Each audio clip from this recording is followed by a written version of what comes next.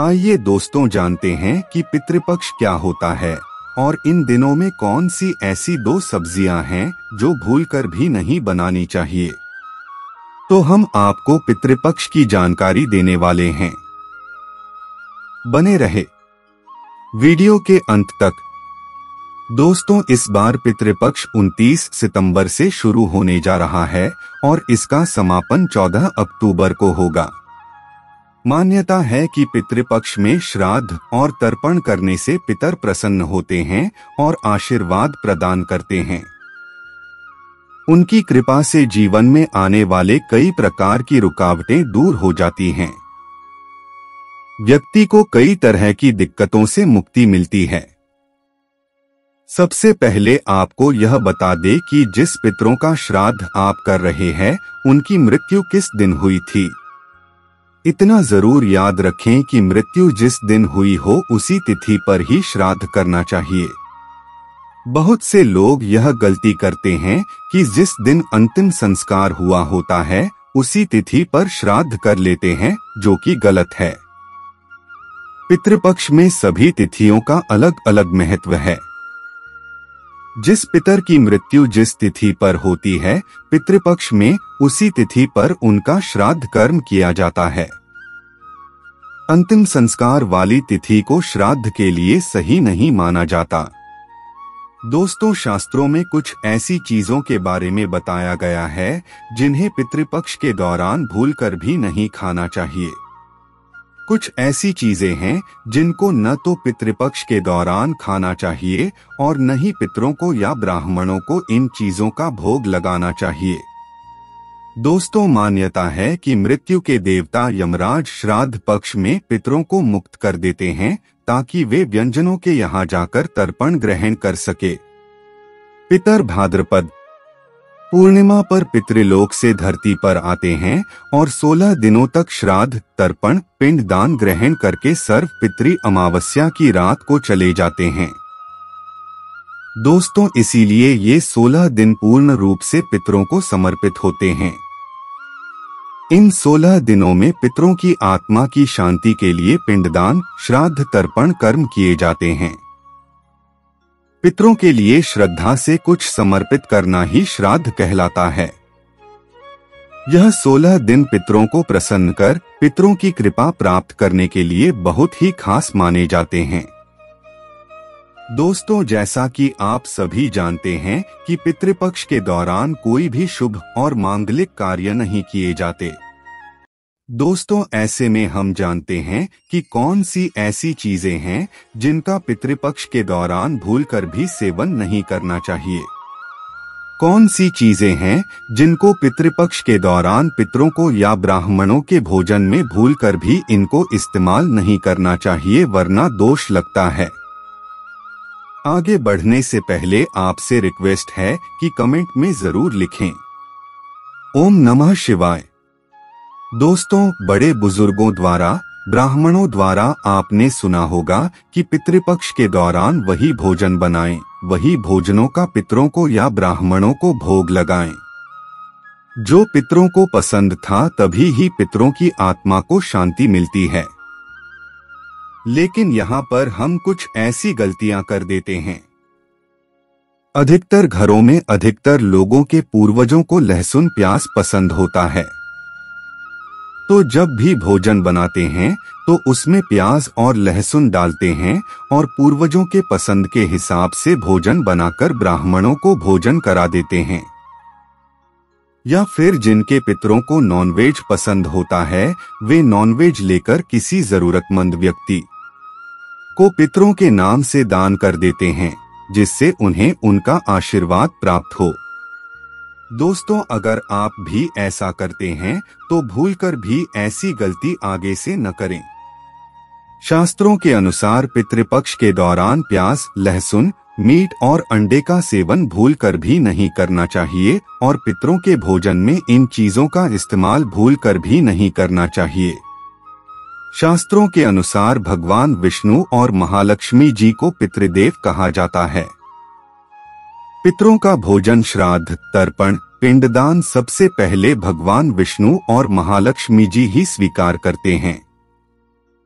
उसके पश्चात पितरों को मिलता है और भगवान विष्णु और लक्ष्मी जी के पूजन में प्याज, लहसुन, मीट, अंडे का इस्तेमाल करना वर्जित बताया गया है।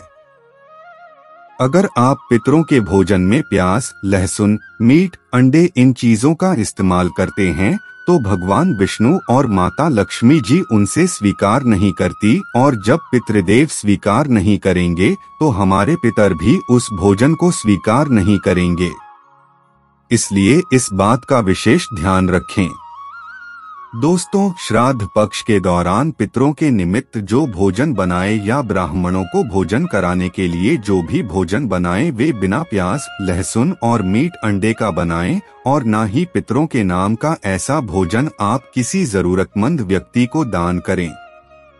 श्राद्ध पक्ष के दौरान पितरों को जो भोजन बनाया जाना चाहिए वह बिना प्याज और बिना लहसुन तथा मीट, अंडे का होना चाहिए। यह सभी सामग्री शुद्ध भोजन में नहीं डाली जाती। घोर पाप लगता है। पितृदेव क्रोधित हो जाते हैं। दोस्तों, ध्यान रखें, पितृपक्ष के दौरान आप भी प्याज, लहसुन और मीट, अंडे का इस्तेमाल बिल्कुल भी न करें। शराब आदि का सेवन भी न करें। पितृपक्ष के दौरान बासी भोजन न करें। इन 16 दिनों में बासी भोजन शैतान को प्राप्त होता है। पितृपक्ष के दौरान न ही बासी भोजन करना चाहिए और न ही किसी को कराना चाहिए। कोई जरूरतमंद व्यक्ति अगर आपके द्वार पर आए तो उसे भी आप बासी भोजन न दें। शास्त्रों में बताया गया है कि पितृपक्ष के दौरान पितर किसी भी रूप में द्वार पर आ जाते हैं, और अगर ऐसे में आप पितरों को बासी भोजन देंगे तो इससे आपको पितृदोष लगेगा, और इस बात का ध्यान रखें, न तो आप बासी भोजन करें और न ही किसी को दे दो। पितृपक्ष के दौरान अपने खुद के लिए वस्त्र नहीं खरीदने चाहिए। इन 16 दिनों में आप वस्त्रों का दान कर सकते हैं, पर अपने लिए वस्त्र न खरीदे। इन दिनों में नए वस्त्र खरीदना अशुभ माना जाता है। पितृपक्ष के दौरान पति पत्नी को दूरी बनाकर रहना चाहिए, क्योंकि इस दौरान हमारे पितृदेव हमारे घर के अंदर ही हमारे आसपास मौजूद रहते हैं, और अगर आप ऐसा करेंगे तो हमारे पितर नाराज होकर चले जाएंगे। दोस्तों, पितृपक्ष के दौरान घर में रोना नहीं चाहिए, इससे भी पितृदोष लगता है।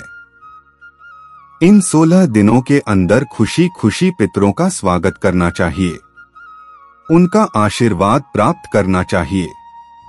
दोस्तों, पितृपक्ष में पितरों का भोजन बनाते समय भोजन में चावल, दाल, रोटी न बनाएं। पितरों के लिए सदैव भोजन जैसे कि पूरी, कचौरी, पराठे इत्यादि बनाए जाते हैं। हलवा पूरी बनाई जाती है, खीर बनाई जाती है।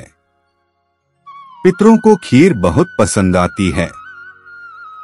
खीर खाकर हमारे पितर हमें ढेरों आशीर्वाद देते हैं। पितृपक्ष के दौरान आप स्वयं दाल, चावल, रोटी आदि खा सकते हैं, पर पितरों को यह भोजन न दें। लेकिन याद रहे, पितरों के लिए जो भोजन बनाएं, ब्राह्मणों को जो भोजन कराएं, वह पका हुआ बनाया जाए, जैसे कि खीर, पूरी, मूंग दाल की कचौरी, दही, जलेबी, इन चीजों को आप बना सकते हैं। लेकिन याद रहे, पितृपक्ष के दौरान घर में मसूर की दाल नहीं खानी चाहिए। शास्त्रों में इसे वर्जित बताया गया है।